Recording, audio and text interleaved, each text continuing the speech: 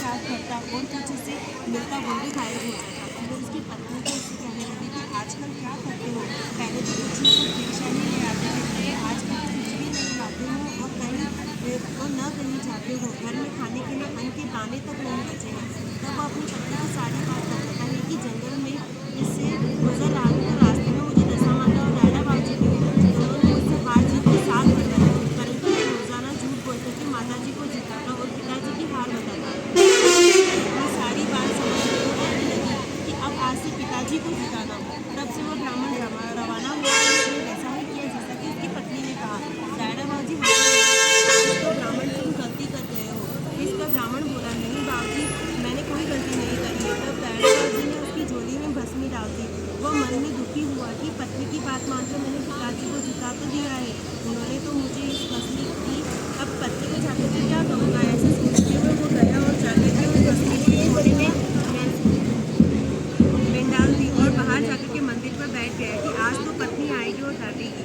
इतनी में इधर उसकी पत्नी घर में आती है और देखती है कि वह घर तो हीरो मोती से जगमगा रहा था और वह दंग रह जाती है। तो बाजार से बहुत सारा खाने पीने का सामान, नए कपड़े, गहने आदि बनवाती है, तरह तरह के भोजन बनाती है। इधर ब्राह्मण मन ही मन में बहुत घबरा रहा था। तभी उसके बच्चे उसे बुलाने आते हैं कि बापू माँ घर बुला रही है। वो डरता डरता कहता है कि हाँ तुम चलो, मैं आ रहा हूँ।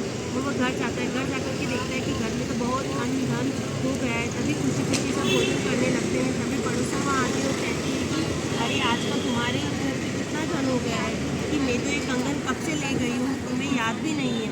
उधर ब्राह्मण संध्या आरती पर तालाब के किनारे गया और स्नान करने के लिए तालाब में उतरा कि एक मछली किनारे पर अंगूठी डाल रही थी। वह देखकर के खुश हुआ, हीरे की अंगूठी लेकर घर गया। तब उसने कहा कि यह तो दशा माता रायला बाबूजी का दिया हुआ सब कुछ है। तब उसकी पत्नी कहती कि आगे से भी ध्यान रखना कि आदमी का कमाया फलता है, औरत का कमाया फलता नहीं है। दशा माता रायला बाबूजी जैसा उस ब्राह्मण को फल दिया वैसा सभी को देना।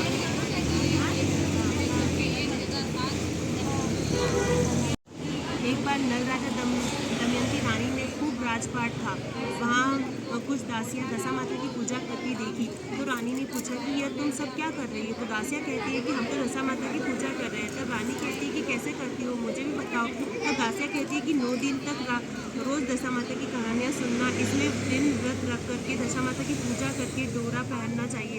रानी की दशा माता की पूजा करके डोरा पहनती है, परंतु रात को सोते समय राजा की नज़र रानी के डोरे पर पड़ती है। तो राजा रानी से बोलते हैं कि रानी, आपने इतने गहने होते हुए भी पीले रंग का डोरा क्यों पहन रखा है। इतना कहते ही राजा ने डोरा खींचकर फेंक दिया। उसी वक्त दशा माता वहाँ प्रकट हुए और कहने लगी कि तुमने मेरा अपमान किया है, वैसा ही तुम्हारा राजपाट भी नष्ट हो जाएगा। कि राजा को तो आएगी चने की मन में और रानी को आएगी खल की मन में। आधी रात हुई और राजा को मन में आई चने की और रानी को मन में आई खल की। तब रानी बोली कि राजा, लगता है कि अपने दिन फिर गए हैं, जरा उठ कर के देखिए। जब राजा ने देखा कि महल का कोना टूटने लगा है, देखते ही देखते सारा राजपाट विलीन हो गया। तब राजा और रानी ने सोचा कि अपने ही देश में हम ऐसे कैसे रह पाएंगे। तब राजा और रानी अपने साथ अपने पुत्र सायण मीर दोनों कवर, हौसला, घोड़ा, मालगाड़ा, दासी सबको अपने साथ ले जाकर शहर छोड़कर चले गए। शहर के बाहर जाकर के एक बड़ के पेड़ के नीचे विश्राम करने बैठते हैं। तभी एकदम से एक बड़ फट करके हासला, घोड़ा और मालागढ़ दासी उसमें विलय हो जाते हैं। थोड़ा आगे जाते हैं तो एक बंजारों की बालक आ रही होती है। सायण नील कंवर उनमें खो जाते हैं। राजा रानी बहुत दुखी होते हैं और वहाँ से आगे बढ़ जाते हैं। एक गांव पहुँचते हैं। गांव के बाहर एक बगीचा रात्रि विश्राम करने के लिए वहाँ कमरा उनके लिए खोल देता है, परंतु आधी रात होने पर उनके कमरे में से 9 करोड़ का हार लटक रहा होता है। रानी क्या देखती है कि खूंटी के पास जो मोटी बनी हुई है वह उस हार को निगल रही है। रानी जल्दी से राजा के पास उठा करके ये सब बताती कि राजा कहते हैं कि रानी यहाँ से भी चलो, नहीं तो मित्र क्या सोचेगा। तब वह लोग वहाँ से रवाना हो गए और गाँव के बाहर एक कुम्हार का घर दिखाई देता है। तो पूछा कि क्या हमें रात्रि विश्राम करने दोगे। कुम्हारिन बोली, हाँ भाई तुम रुक जाओ। दोनों वहाँ विश्राम करने लगे, परंतु उनकी तो दशा ही खराब थी। उसमें वहाँ जाते जाते वहाँ कुछ न कुछ विपदा जरूर होती थी।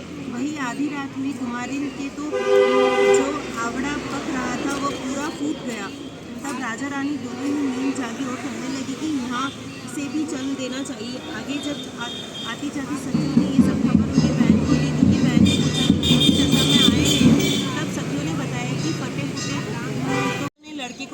देकर के कहा कि तुम इसे घर ले जाकर के अपनी माता को दे देना और कहना कि इसका पूजन और व्रत करें। हम लोग तुमको सीधा और पूजा की सामग्री भी दे देते हैं, सो भी ले जाकर के माता को दे देना। लड़के ने डोरा ले लिया, फिर सब स्त्रियों से उसे सीप दिया। लड़का उस सामान की गठरी बांध करके घर आया। उसने दरवाजे में माता को पुकार करके कहा, मैया गठरी उतार ले, मुझसे मरा जाता हूँ। माता दौड़ी दौड़ी आई, गठरी का सीधा सामान देख करके बहुत खुश हुई। उसने लड़के से पूछा कि यह सब कहाँ से लाए हो। लड़के ने बुढ़िया से सब हाल कह करके दशा माता की डोरी भी उसे दे दी। बुढ़िया ने डोरी, जरा तुम ठहरो, कटोरी ढूंढ लेकर आता हूँ, तब तुमको पानी पिलाऊंगा। बुढ़िया हाथ धोकर के कटोरी लेकर अंदर गई। तब एक मेली कुचली बुढ़िया, जो स्वयं दशा माता, उसके परिंदे पर एक सोने का घड़ा रख करके अंतर ध्यान हो गई। बुढ़िया कटोरी लेकर के परिंदे के पास वहाँ सोने का घड़ा देख करके बहुत घबराई और अपने मन में सोचने लगी कि वह कहाँ उसकी बला उठा करके रख रही है। मुझे चोरी लगेगी, बुढ़ापे में इज्जत से हाथ धोना पड़ेगा। वह इसी चिंता में बुढ़िया की खोज से बाहर निकली। तब उसका लड़का आ गया। उसने पूछा कि किसे खोज रही हो माँ। वह बोली कि एक बुढ़िया ने न जाने कहाँ से आई और सोने का घड़ा रख करके भाग गई। उनके लड़के ने कहा कि वही तो दशा माता है, उन्होंने ये घड़ा तुमको दिया है। अब की जो भी फिर कभी आगे तो उनका अच्छी तरह से स्वागत करना और सब प्रकार से उनकी आज्ञा पालन करना। तुम जब नहाने जाओ तो नदी के घाट पर चीज़ें तुमको मिले, उनको दशा माता का दिया हुआ समझ करके अंगीकार करना। किसी से पूछताछ न करना कि ये चीज़ें किसी की है तथा यह कहाँ से आई है। बुढ़िया ने नदी में नहा करके खड़ी हुई। आमने सामने सोने का घड़ा भरा भराया दिखाई रहा था। उत्तम वस्त्र